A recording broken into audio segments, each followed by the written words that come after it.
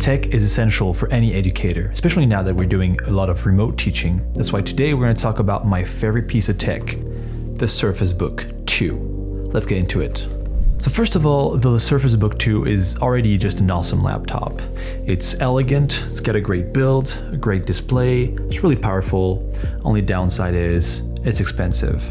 Now I could talk for hours about how this laptop is an editing machine, how it can do a lot of gaming, how the 3:2 aspect ratio is awesome in terms of productivity, how the keyboard is awesome. But no, I want to talk about this amazing touchscreen and the Surface Pen that comes with it and how it can be used for education. Let's first cover why whiteboards are awesome for educators. When I used to deliver trainings in classes, I always loved using a whiteboard instead of slides. And there's a bunch of reasons for this, the main one being progressive disclosure. Progressive disclosure is basically the idea that you're going to be progressively showing ideas to a class, an audience. So you can do this with slides, right? With PowerPoints. Essentially what you're doing is showing bullet points one point at a time and not just showing the whole slide in the first place. With whiteboards, what's awesome is that you can basically have your students follow your train of thought because you'll be actually writing in the same time. And you're basically guiding the students on how to think about this problem.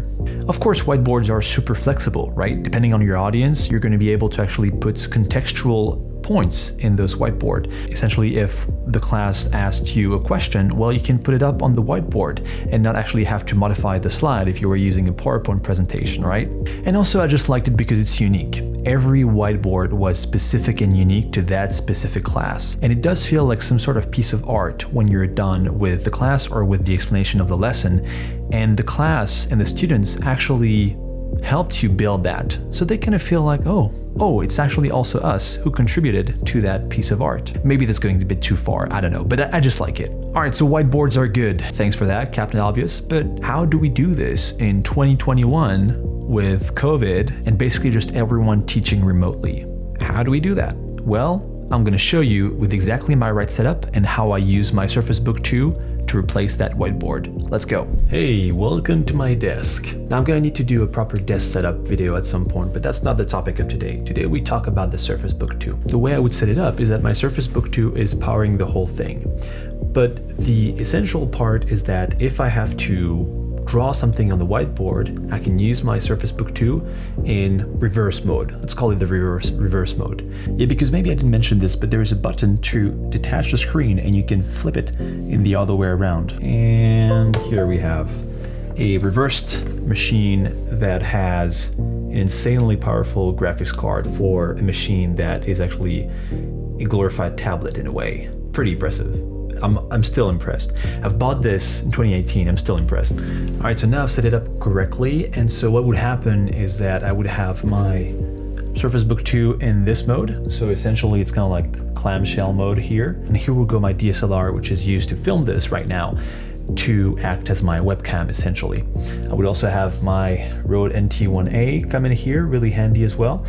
But that's also a topic for another day. And essentially what I would do, I fired up OBS here, and depending on what I use to chat with my students, whether it is Zoom, Google Meets, or Skype, whatever. And so essentially what would happen is I would be able to actually just write on the whiteboard, just like any other whiteboard, and show that to my students. I'll show you.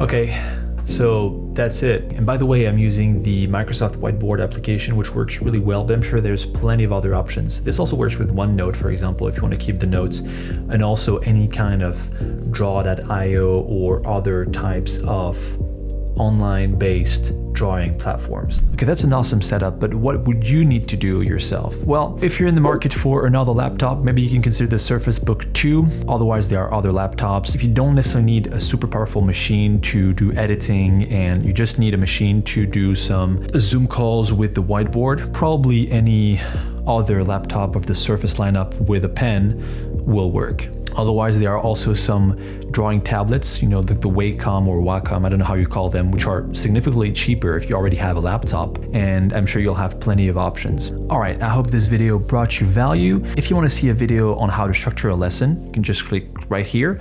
And of course, subscribe for more videos like this. I'll see you in the next one.